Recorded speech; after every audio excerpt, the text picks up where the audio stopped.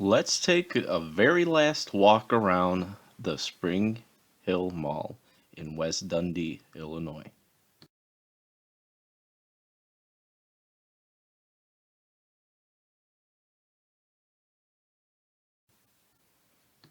The last day of this mall was on Friday, March 22nd, 2024.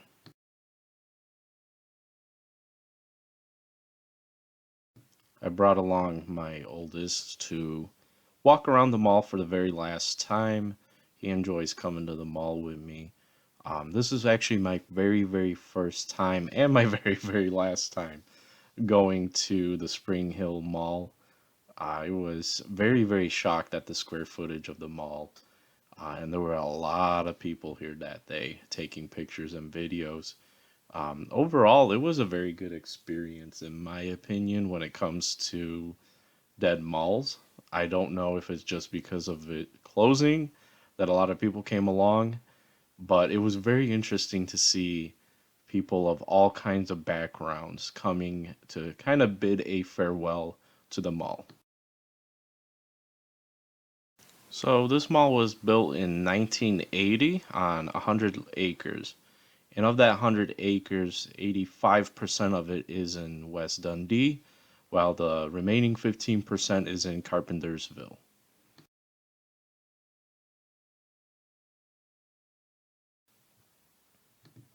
The retail square footage of this mall is 1,370,000 square feet.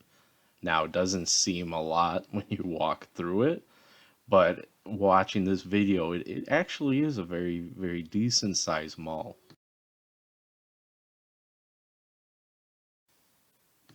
And as I mentioned before, it is very interesting to see how many people are at this mall. When I did Charlestown and St. Charles, it, there weren't as many people there, and I went before they started closing parts of the mall off. So I kind of still had a lot of freedom to walk around. Just like in this mall, you can walk around pretty much most of the mall without an issue. And a lot of people, about 80% of people were taking pictures and videos. And then, I'd say about 20% of people were actually mall walkers, probably walking their last laps around the mall as well. But it was nice to see people bidding a farewell. Um, they're planning on redeveloping this mall. I'm very hopeful that nobody comes in here and destroys anything. It just overall, it's a beautiful mall, and I wish they could have salvaged the mall as is, but they are talking about redeveloping it, make it more like a neighborhood feel. And when I read about that, the first thing that popped in my mind is when I went to Virginia a few months ago, and I went to a kind of like an outdoor mall in Hampton, Virginia. That is exactly what I'm feeling, and I do have some ideas that I will spill in a future video, kind of like what I think should happen with this mall and other malls that are closing. But this mall definitely was a nice mall to walk around. You really don't know the square footage until you really walk around it, and then you have to look back to notice that you actually walked that much.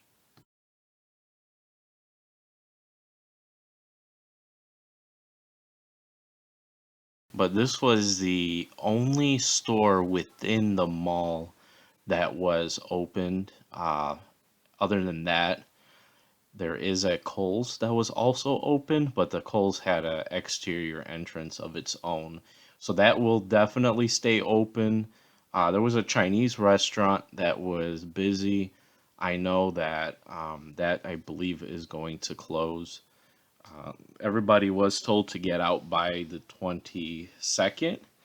And I did see a lot of stores within the mall where people were packing up still, kind of grabbing the rest of their items. But that shoe store was still kind of full, and there was also a furniture store that I still saw had a lot of stuff. There was a Asian, I think it was called Asian Express or something like that. where they sold Asian items. And I think they used to have a store by the old Carsons. I believe this is going into that wing where the Carsons used to be. I did see a couple of stores had signs that said, "Oh, hey, we moved over to this location now," or stores that just had signs, "Hey, we moved to a complete different mall, complete different area." I really, really wish I was able to experience this mall when it was packed and it had a lot of stores in it, because it looked like it was definitely a decent mall at one point. But one thing I did enjoy seeing, like you see this young boy over here taking pictures, I saw a lot of younger people taking pictures and photos. So it's kind of nice to see younger enthusiasts, as you would say, kind of exploring around. So the mall sits on 100 acres, so there's a lot of potential that can be done with the mall's property. And I feel that there is still a chance that you can incorporate this mall into new life. So as you're saying from the video, it is a one floor mall. I did not know that Sears, Carson, and Macy's both had two levels in their stores. I wish there was a way to check those out. Unfortunately, as you see in the video, the stores that are closed, they are closed off. The only ones that were open were the ones that still either A, had some sort of business out of them, or B, people were still moving stuff out of those.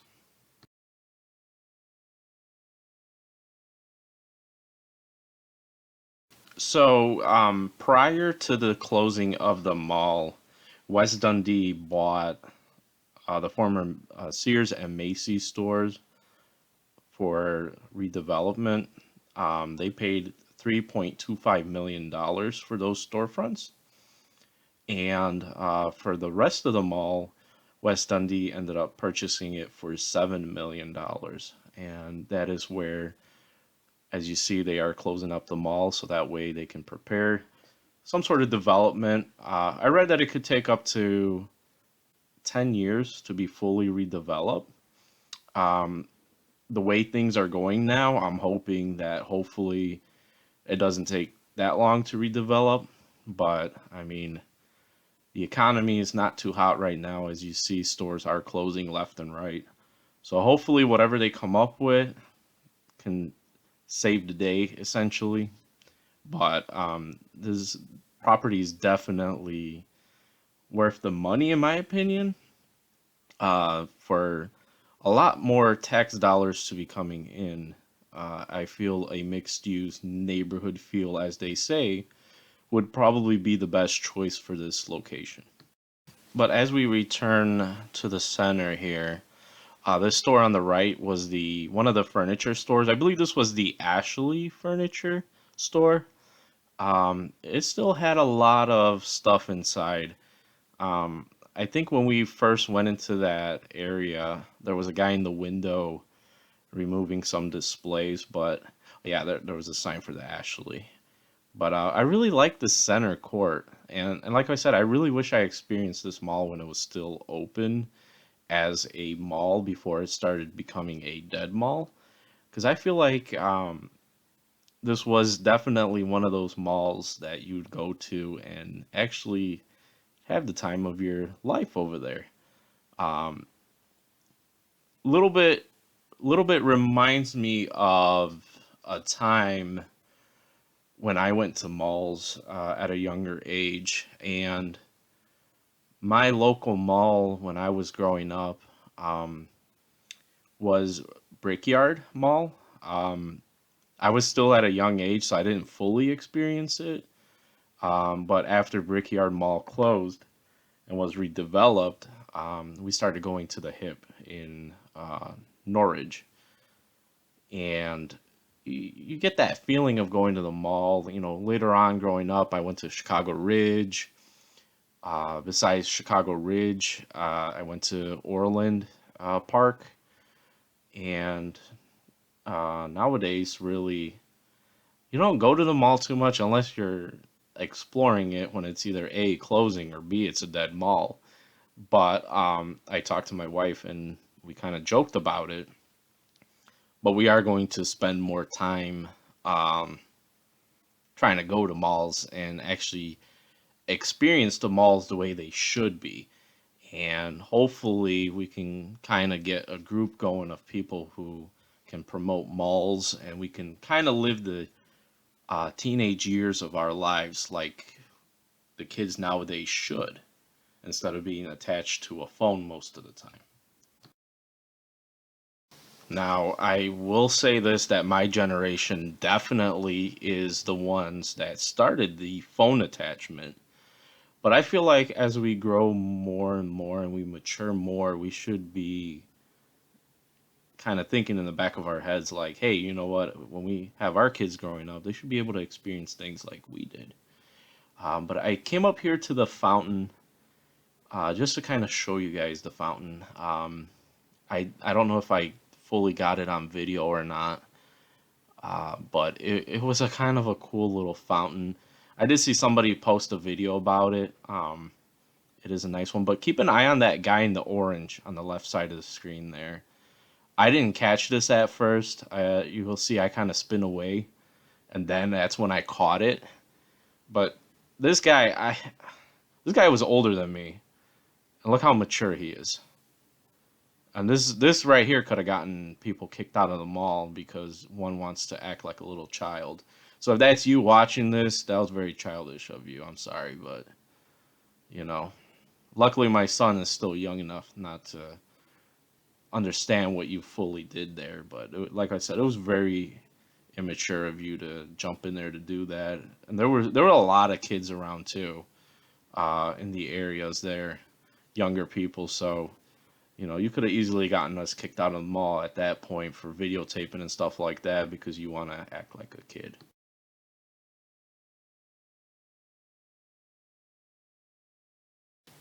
But overall, 85% of the mall is in West Dundee and 15% in Carpentersville. The two villages are going to come together, I guess, to voice their opinions and come up with a decision on what to do with the mall property as a whole. I did see Carpentersville did comment if anybody that was quote unquote displaced from the mall that they can contact the village for assistance finding, I guess, retail space in Carpentersville. I don't know how much space in Carpentersville is unoccupied, to be honest. Usually, when you drive through, you do see some. I saw something near the West Dundee Mall that was like a barbecue place that closed down.